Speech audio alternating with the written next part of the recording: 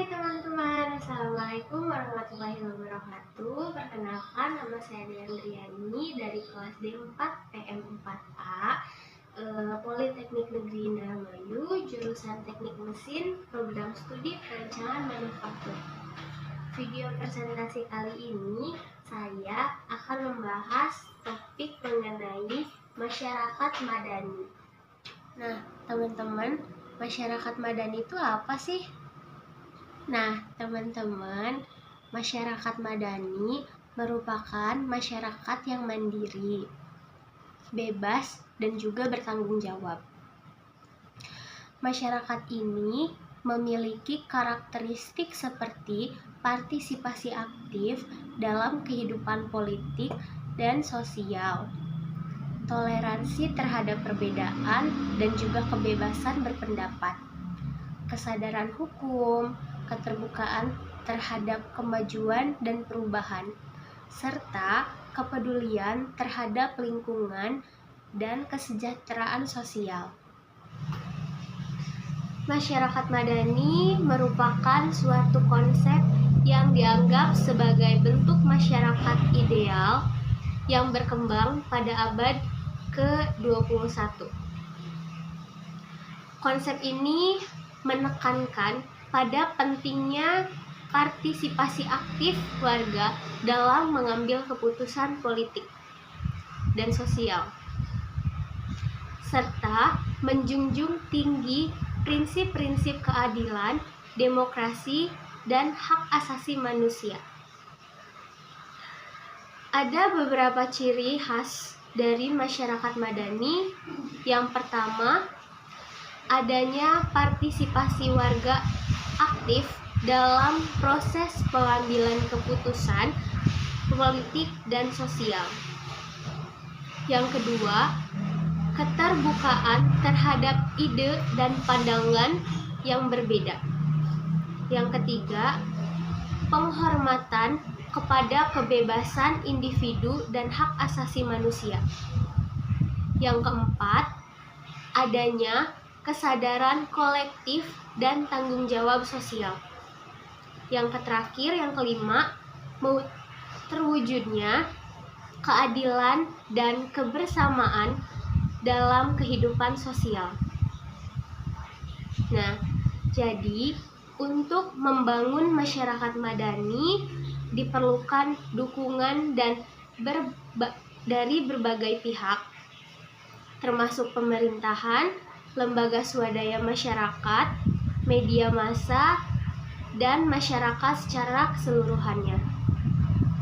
Pentingnya juga untuk meningkatkan kualitas pendidikan dan memperkuat nilai-nilai moral dalam masyarakat. Konsep yang berfokus pada masyarakat madani ini melalui pembangunan masyarakat yang partisipasi, inklusif, demokratis, dan memiliki nilai-nilai moral yang kuat. Konsep ini mendorong adanya keterlibatan aktif dari seluruh lapisan masyarakat dalam proses pembangunan, termasuk dalam mengambil keputusan yang mempengaruhi kehidupan masyarakat. Masyarakat madani juga menekankan pentingnya keterbukaan, transparansi, dan akuntabilitas dalam menjalankan pemerintahan dan lembaga-lembaga publik. Konsep ini juga menekankan pentingnya pembangunan ekonomi yang inklusif, juga berkelanjutan, serta memperhatikan kepentingan lingkungan. Masyarakat madani biasanya dipandang sebagai alternatif bagi negara yang otoriter atau korup, dan dianggap sebagai landasan bagi demokrasi yang sehat. Contoh masyarakat madani yang sukses adalah di negara-negara Skandinavia, di mana keterlibatan masyarakat dalam proses pembangunan sangat tinggi dan memiliki kepercayaan yang tinggi terhadap pemerintahan mereka. Masyarakat Skandinavia memang dianggap sukses dalam menerapkan prinsip-prinsip masyarakat madani. Ada beberapa contoh keberhasilannya, antara lainnya itu ada yang pertama kesetaraan gender, dan yang kedua itu sistem kesehatan yang baik, yang ketiga kebebasan berekspresi, dan yang terakhir itu keterlibatan masyarakat dalam mengambil keputusan. Nah, aku bakalan ngejelasin dulu yang pertama mengenai kesetaraan gender, di mana masyarakat Skandinavia ini dikenal sebagai daerah yang sangat menghargai kesetaraan gender. Ini tercermin dalam keterwakilan perempuan dalam politik dan bisnis yang cukup tinggi. Negara-negara seperti Swedia dan Norwegia juga memiliki kebijakan yang mendorong persamaan upah antara pria dan juga wanita. Nah, yang kedua ini sistem kesehatan yang baik.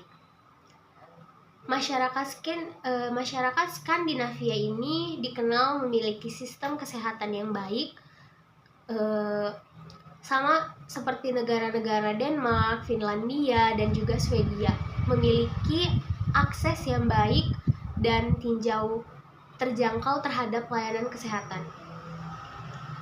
Ini berarti bahwa warga Skandinavia memiliki harapan hidup yang relatif tinggi dan tingkat kesehatan yang sangat baik. Nah, yang selanjutnya itu yang nomor 3, kebebasan akan berekspresi. Masyarakat Skandinavia ini juga dikenal sebagai daerah yang sangat menghargai kebebasan akan berekspresi. Sama seperti negara-negara Swedia juga, Norwegia, dan juga Denmark memiliki pers yang bebas, dan warga juga diizinkan untuk mengkritik pemerintah tanpa takut akan pembalasan. Nah, yang terakhir ini poinnya keterlibatan masyarakat dalam pengambilan keputusan, di mana masyarakat Skandinavia ini juga dikenal sebagai masyarakat yang terlibat dalam pengambilan keputusan. Contohnya negara seperti negara-negara Denmark dan Norwegia, di mana masing-masing negara tersebut memiliki tradisi yang kuat dari partisipasi warga dalam proses demokrasi, termasuk dengan memberikan saran dan pendapat pada pejabat yang terpilih. Namun, penting untuk diingat bahwa masyarakat madani dapat diwujudkan negara manapun. Tidak hanya di Skandinavia, setiap negara memiliki tantangan dan kesempatan yang unik dalam menerapkan prinsip masyarakat madani. Aku bakalan ngejelasin mengenai hubungan masyarakat madani berdasarkan dasar negara, sistem negara, persatuan negara, dan juga tujuan negara.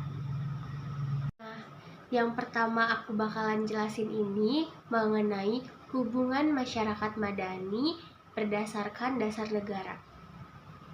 Nah, teman-teman, ternyata hubungan antara masyarakat madani dengan dasar negara itu sangat erat banget. Nah, karena masyarakat madani itu membentuk dasar negara yang menghargai kebebasan, pluralisme, dan partisipasi warga negara. Ada juga beberapa fungsi masyarakat madani dalam pengembangan dasar negara. Itu ada 4 yang bakalan aku sebutin. Itu yang pertama adalah menjaga kesadaran akan nilai-nilai yang terkandung dalam dasar negara, sehingga tidak terjadi pelanggaran terhadap prinsip-prinsip tersebut. Nah, yang kedua itu adalah mendorong partisipasi dan keterlibatan aktif dari seluruh warga masyarakat dalam penyelenggaraan negara. Nah, yang ketiga itu adalah mengutamakan dialog dan musyawarah dalam mengambil keputusan yang berdampak pada kepentingan bersama. Dan yang terakhir ini mendorong terciptanya keadaan sosial. Mendorong terciptanya keadilan sosial bagi seluruh rakyat Indonesia. Nah, yang kedua yang bakalan aku bahas kali ini mengenai hubungan masyarakat madani dengan sistem negara. Nah, peran sistem negara melalui masyarakat madani itu berfungsi sebagai alat untuk menciptakan dan memelihara kondisi yang memungkinkan terciptanya masyarakat madani. Negara sebagai regulator bertanggung jawab untuk menjalani hak-hak warga negara dan memberikan keamanan dan keadilan. Nah, yang ketiga ini aku bakalan ngejelasin tentang hubungan masyarakat madani dengan persatuan negara. Masyarakat madani ini ternyata teman-teman memiliki peranan yang sangat penting dalam memperkuat persatuan negara. Masyarakat madani dapat menjadi moderator dalam menyelesaikan konflik antar kelompok masyarakat dan juga membantu meningkatkan kualitas hidup masyarakat dengan memberikan layanan sosial dan pembangunan ekonomi yang berkelanjutan. Nggak sampai di situ aja, ternyata masyarakat madani juga memiliki fungsi yang paling penting, yaitu sebagai penjaga nilai-nilai demokrasi dan hak asasi manusia. Masyarakat madani dapat memastikan bahwa kebijakan pemerintah tidak merugikan kepentingan masyarakat dan memperjuangkan hak-hak warga negara yang terabaikan. Nah, pada poin 4 ini aku bakalan ngejelasin tentang hubungan masyarakat madani dengan tujuan negara, berdasarkan tujuan negara. Nah, teman-teman, masyarakat madani ini memiliki beberapa fungsi penting dalam negara. Di antaranya itu adalah yang pertama, menjaga stabilitas sosial dan politik negara. Terus yang kedua, mengembangkan sistem ekonomi yang sehat dan berkelanjutan.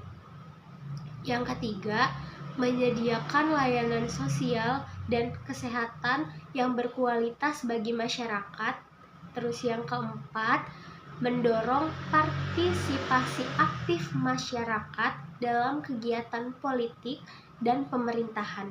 Dan yang terakhir, ini mengembangkan budaya dan kearifan lokal. Nah, teman-teman, video presentasi kali ini gak hanya menjelaskan mengenai hubungan masyarakat madani berdasarkan dasar negara, sistem negara, persatuan negara, dan juga tujuan negara. Tapi di sini kami juga menjelaskan mengenai hubungan masyarakat madani dalam pendidikan dari sila kelima pada Pancasila yang nantinya akan dijelaskan oleh teman saya.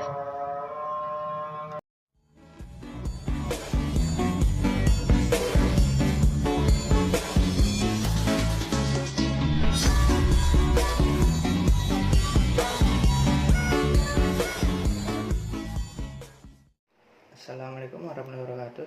Sebelumnya, perkenalkan, nama saya Muhammad Abdul Rahman dari kelas D4 PMA 4A. Saya di sini ingin melanjutkan presentasi sebelumnya yang sudah disampaikan oleh rekan saya dengan tema hubungan masyarakat madani dalam dasar persatuan negara, sistem negara, dan tujuan negara. Dan sini saya ingin menyampaikan hubungan masyarakat madani dalam sistem pendidikan dari sila kelima Pancasila.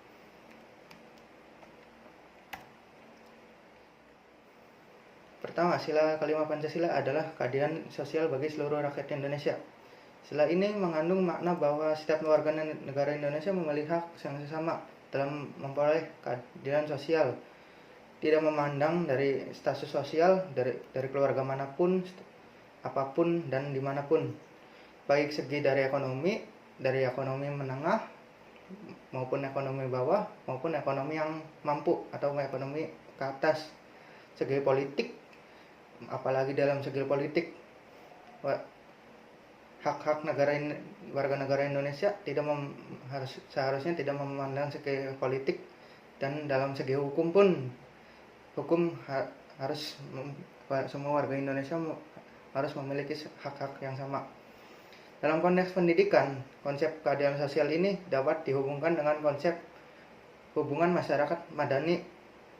Hubungan masyarakat madani adalah suatu bentuk hubungan masyarakat yang berorientasi pada keberdayaan masyarakat untuk mencapai tujuan bersama.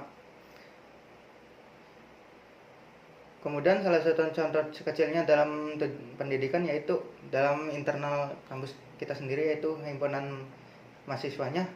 Dalam himpunan mahasiswa kita ada namanya anggota yang sebagai masyarakat itu sendiri, dan anggota itu tersebut memiliki hak-hak untuk bersuara, menyampaikan pendapat, tidak memandang dia siapa, status politiknya apa, dan dari segi ekonomi apalagi dari segi hukum pun.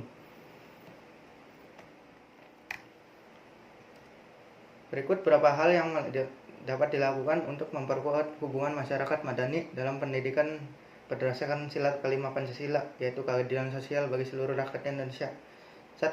Mewujudkan akses pendidikan yang adil dan merata, mau dari warga negara yang berada di kota maupun warga negara yang berada di pinggir-pinggir negara kita sendiri. Warga negara memiliki hak-hak mendapat akses yang baik ke dalam pendidikan tersebut. Ini dapat dilakukan dan memberikan kesempatan yang sama bagi setiap individu untuk mendapatkan pendidikan tanpa memandang status sosial yang sudah disebutkan sebelumnya, apalagi status ekonomi, apalagi status negara, status agama. Membangun kesadaran sosial tentang pentingnya pendidikan bagi sarana meningkatkan kualitas hidup. Pentingnya pendidikan bagi kualitas hidup warga kita adalah kita dapat mengambil contoh-contoh negara maju. Mereka memajukan ekonominya dengan cara memajukan pendidikannya terlebih dahulu. Dan salah satu contoh yang sangat bagus adalah pas bencana di Hiroshima dan Nagasaki. Mereka menyelamatkan anak-anak dan para tenaga pengajar di sana. Makanya negara Jepang dapat semaju ini. Selanjutnya, hal yang dapat dilakukan masyarakat dalam mendukung pendidikan berdasarkan sila kelima, membangun jaringan kerjasama antara lembaga pendidikan dan masyarakat. Hal ini dapat dilakukan dengan melibatkan organisasi-organisasi masyarakat dalam kegiatan pendidikan, seperti organisasi-organisasi dalam sebuah industri. Industri perlu mendukung salah satu program pendidikan, salah satunya dalam hal program magang ataupun program prakerja industri atau program kerja industri. Dalam program kerja industri ini, siswa dapat mengaplikasikan ilmu-ilmunya yang sudah didapat di sekolah maupun di luar, sehingga ilmunya dapat berguna bagi masyarakat. Kemudian dalam program mentoring, kemudian mendorong partisipasi aktif masyarakat dalam pengambilan keputusan terkait pendidikan. Berikut adalah contoh peranan masyarakat madani dalam pendidikan dari sila kelima Pancasila. Yang pertama, pemberian beasiswa untuk anak-anak yang dari keluarga yang kurang mampu atau kurang beruntung. Mereka memiliki akses hak yang sama terhadap pendidikan. Makanya pemerintah mengadakan program beasiswa setiap tahunnya untuk menjangkau anak-anak yang kurang mampu dari keluarga yang tidak mampu. Dan selain ada dari pemerintah, ada pun dari pihak-pihak luar seperti brand-brand terkenal, dari brand-brand yang sudah besar. Kemudian ada lagi yang beasiswa yang mencakup dari instansi sekolah tersebut juga. Kemudian mendorong partisipasi orang tua dalam pendidikan anak tersebut, seperti mengadakan pertemuan orang tua yang sudah saya sebutkan sebelumnya, dalam bimbingan konseling maupun pertemuan orang tua. Makanya orang tua itu seharusnya menghadiri acara-acara tersebut untuk membangun sekolah yang lebih baik lagi, menuju hal-hal yang baik, agar sekolah dapat mendapat masukan untuk membangun sekolah tersebut ke arah yang lebih baik lagi. Kemudian menjaga keadilan dalam penilaian dan penerimaan mahasiswa maupun Kemudian menjaga keadilan dalam penilaian dan penerimaan siswa. Dalam penilaian siswa ini kadang ada siswa yang tidak dapat menangkap pelajaran, makanya ada siswa yang menjaga keadilan. Kemudian menjaga keadilan dalam penilaian dan penerimaan siswa. Dalam penerimaan siswa sudah disebutkan di poin-poin sebelumnya, semua warga Indonesia memiliki hak yang sama untuk mempunyai pendidikan yang sama, tidak memandang dari segi ekonomi, politik, agama, sosial, dan lain-lain.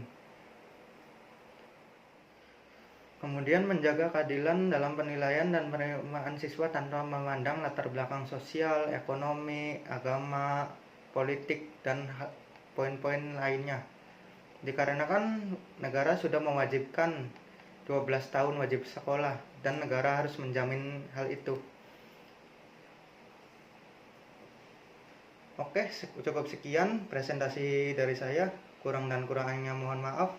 Wabillahi taufiq walhidayah. Wassalamualaikum warahmatullahi wabarakatuh.